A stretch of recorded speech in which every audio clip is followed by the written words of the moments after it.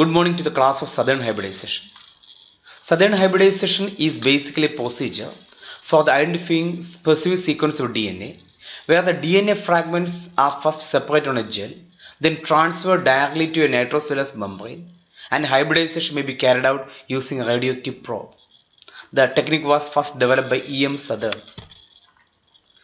Coming to the procedure of Southern hybridization, the DNA samples were first digested using suitable restriction enzymes so that numerous small double-stranded DNA fragments are obtained. These fragments are then size separated using agarose gel electrophoresis. So during agarose gel electrophoresis, the DNA fragments will migrate from the negative to positive electrodes. So in such a way that the smaller fragments will migrate at a faster rate as compared to the larger fragments. So we are getting smaller fragment towards the positive electrode and larger fragments towards the negative electrode. These size separated fragments are then denatured using alkali treatment. The gel is placed in sodium hydroxide solution for some time so that the double strand DNA will get denatured and the DNA will be converted into a single strand fragments. Now we have to transfer the single stranded DNA fragments from agarose gel to a nitrocellulose membrane. For that, the agarose gel the DNA fragments should be separated from the gel or transferred from the gel to nitrocellulose membrane. So this transfer to nitrocellulose membrane is done by placing the gel on top of a buffer saturated filter paper. So you have to place the gel on the top of a saturated filter paper, then laying the nitrocellulose filter membrane on top of the gel, and finally placing some dry filter paper on top of this membrane also. The buffer moves due to capillary action from the bottom filter paper through the gel, carrying with it the denatured DNA present in the gel. So this picture clearly shows the position of the filter paper, agarose gel. The agarose gel is placed above the filter paper, then on top there is a nitrocellulose membrane, and then on top there are some dry filter paper and some stack of filter paper. Everything is present.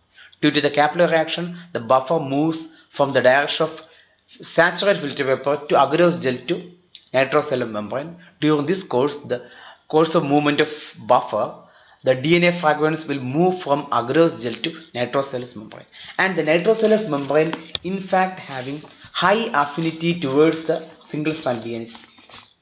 So this process of movement of DNA from agarose gel to nitrocellulose membrane is known as blotting, and which takes some more than 2 hours or so. Now the nitrocellulose membrane is now removed from the blotting stack, and the DNA is permanently immobilized on the membrane by baking it at 80 degree or by treating with UV light. Now the single strand, I have already mentioned that the single stranded DNA has a high affinity towards the nitrocellulose membrane. Now further, the nitrocellulose membrane should be treated with bovine serum albumin, which is the technique is known as pre-treatment. This treatment prevents non-specific binding of the radioactive probe, and probably by attaching macromolecule to all the free binding sites on the membrane. So this pre-treated membrane is placed in a solution of radioactive single-strand DNA or oligodeoxynucleotide, and which is known as probe. Membrane should be treated with a radioactive labeled short stretch of oligonucleotide, which is also known as probe. The name probe signifies the fact that this DNA molecule is used to detect and identify the DNA fragment in the gel or membrane that is complementary to the probe. So this probe is basically used to identify the DNA, and the DNA should be complementary to the probe also, sequencer. The conditions during this step are chosen so that the probe hybridizes with the complementary DNA on the membrane to the greatest extent with a low non-dispersive binding, and this process is known as hybridization reaction. So we are giving a condition so that the probe will hybridize with the corresponding region on the nitrocellulose membrane. After hybridization, the membrane is washed to remove unbound probe. The membrane is placed now in close contact with the X-ray film and incubate for a desired period of time to allow images due to the radioactive probe to be formed on the film. So we are getting some bands on the film which is corresponding to the position of radioactive probe bound on the nitrocellulose membrane. The film is then developed to reveal the distinct bands indicating positions on the gel of the DNA fragment that are complementary to the radioactive probe used in the study. So this southern hybridization is essentially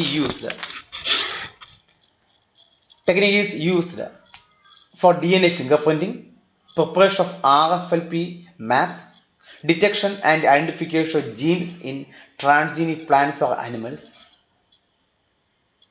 or other organisms, etc.